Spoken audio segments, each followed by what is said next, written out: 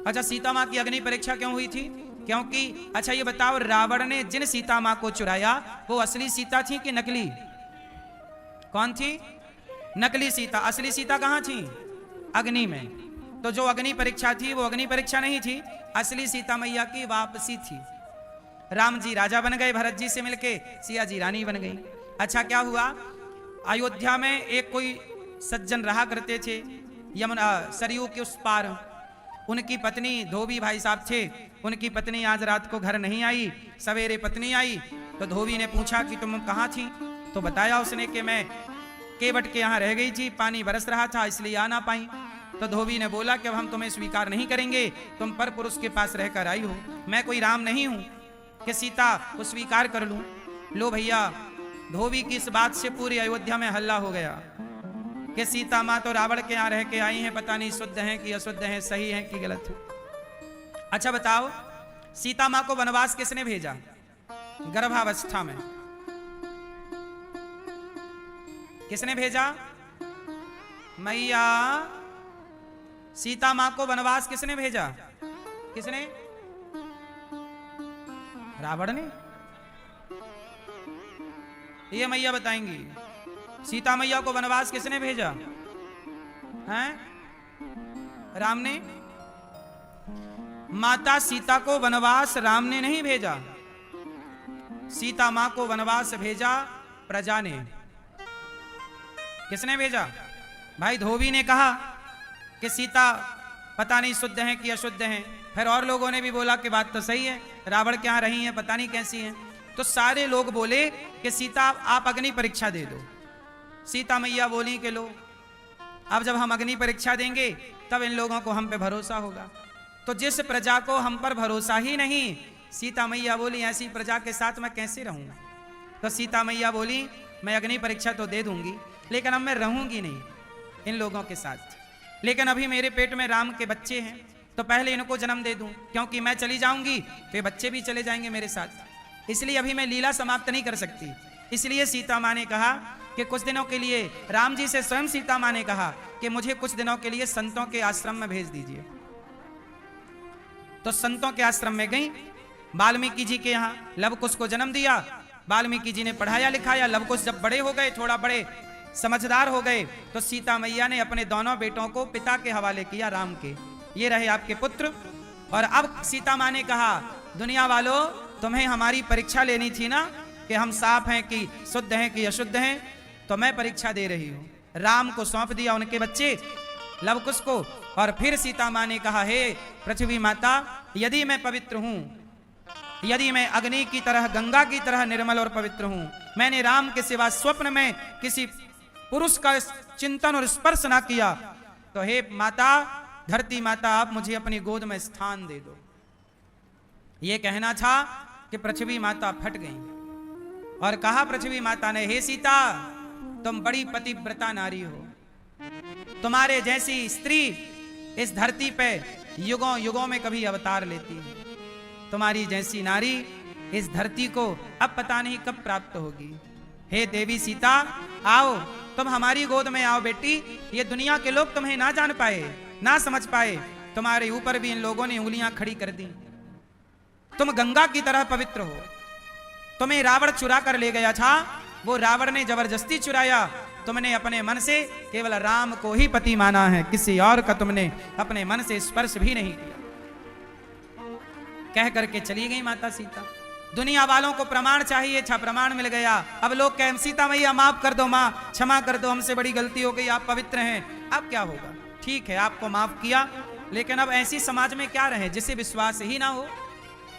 इसलिए सीता माँ ने सोचा कि मैं ऐसे लोगों के बीच में क्या रहूं, इसलिए सीता माँ चली गई। सीता माँ के वनवास जाने का कारण राम नहीं है, राम को सीता माता पर संदेह नहीं था। यदि राम को संदेह होता तो राम जी की तरफ से शुरुआत होती ना, लेकिन शुरुआत तो समाज में किसी एक व्यक्ति की तरफ से हुई ना, एक धोबी और फिर उसके बाद और लोग, समाज के लोग। इसका मतलब राम दोषी नहीं है ना। राम को संदेह होता सीता माँ पर तो राम उसी दिन वनवास भेज देते जब रावण के घर से आई थी, रावण के यहां से आई थी। इसका मतलब राम जी को कोई संदेह सीता माता पर लेकिन लोग दोष किसे देते हैं? राम को, कि राम जी ने अपनी पत्नी को अच्छा चलो, प्रजा ने बोला, धोबी ने बोला, तो क्या किसी के बोलने से अपनी पत्नी को वनवास भेज देना सही है? क्या राम ने सही किया? तो सुनो, ऐसा है ना कि राम राजा है और राजा का धर्म है प्रजा की बात सुनना। जो पति की, राम जी यदि सीता की बात सुनते, प्रजा की बात ना सुनते, तो लोग क्या आरोप लगाते कि आप तो परिवार की सुनते हो, प्रजा की सुनते ही नहीं हो। जबकि राम केवल पति होते तो किसी के कहने से अपनी पत्नी को वनवास ना भेजते। पर राम जी केवल पति नहीं है, राम जी उस समय राजा हैं और राजा का धर्म है कि वो अपने परिवार से ज्यादा अपनी प्रजा की बात सुने। और राम जी ने प्रजा की बात सुनी, भले वो बात गलत थी। अब गलत थी, प्रजा का आरोप सीता पर गलत था, पर गलत था तो क्या करते? अब प्रजा का आरोप ही गलत है, राम जी को मानना पड़ेगा। वो तो समय के साथ समझ में आएगा कि वो आरोप गलत था, और बाद में समझ में आया कि गलत था। यदि राम जी बोलते कि नहीं सीता सही है, तो लोग क्या बोलते कि आप तो अपनी पत्नी का पक्ष ले रहे हो, आप तो अपनी पत्नी का पक्ष ले रहे हो। लेकिन एक समय आया तो सब समझ गए कि सीता मां सही है। तो उस समय का इंतजार करना था, इसलिए वो समय का इंतजार करना था, इसलिए सीता मां को वनवास जाना पड़ा।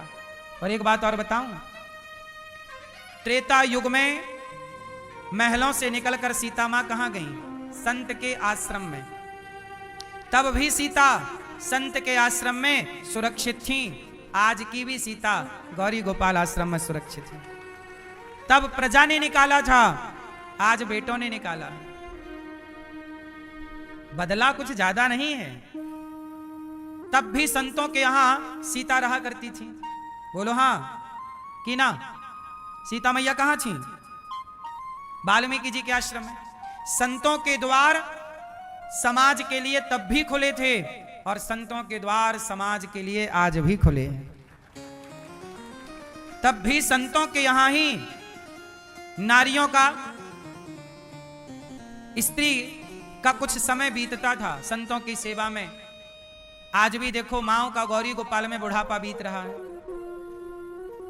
इसलिए मेरी मां संत सदा से समाज के हित में काम करते रहे। संतों ने सदा आश्रम बनाए, किसके लिए बनाए? संतों ने आश्रम किसके लिए बनाए? संतों के आश्रमों में क्या होता है? देखो आज गौरी गोपाल आश्रम में गुरुकुल चल रहा है, 150 बच्चे पढ़ रहे हैं। आश्रमों में क्या होता है? गुरुकुल चलते हैं। गुरुकुल में जो शिक्षा आपको स्कूल में नहीं पढ़ाई जाती, अब स्कूल में गीता नहीं पढ़ाई जाती, रामायण नहीं पढ़ाई जाती, वेद नहीं पढ़ाए जाते, तो बताओ जब नहीं पढ़ाए जाएंगे तो ये सब चीजें लुप्त हो जाएंगी कि नहीं? ढूंढने से भी नहीं मिलेंगी। तो इन्हें सुरक्षित रखने के लिए हम सनातनियों को क्या बनाना पड़ेगा? गुरुकुल। स्कूलों में गीता सुरक्षित नहीं है, गुरुकुलों में गीता सुरक्षित है। इसलिए आज की जरूरत है कि हम गुरुकुल बनाएं। गुरुकुल नहीं बनाएंगे तो गीता समझने वाले, पढ़ने वाले लोग मिलना मुश्किल हो जाएगा। गुरुकुल में जो बच्चे पढ़ेंगे वो सनातन का ज्ञान लेके आगे बढ़ेंगे। हमने भी गुरुकुल में पढ़ाई की है, हमने 10वीं तक स्कूल में पढ़ाई की, 10वीं के बाद की पढ़ाई गुरुकुल में की। गुरुकुलों में पढ़ाई की, गुरुकुल में पढ़े तब सेवा करने का भाव पैदा हुआ। स्कूलों में ही पढ़ते रहते तो शराब पीने का भाव पैदा होता, गांजा पीने का भाव पैदा होता, बहन बेटी को छेड़ने का भाव पैदा होता। वो तो गुरुकुल में पढ़े तो गुरुकुल की विचारधारा सना। सोचिए, बताइए मेरे जैसा बेटा आपको चाहिए कि नहीं? बोलो हाँ या ना। चाहिए मेरे जैसा भाई, मेरे जैसा बेटा कि नहीं? कौन कौन चाहता कि मेरा बेटा ऐसे ही हो? मेरे जैसा बेटा चाहते हो तो मेरे जैसा बेटा स्कूलों से नहीं बनते, गुरुकुलों से ही बनते हैं। ये भारत के गुरुकुल हैं।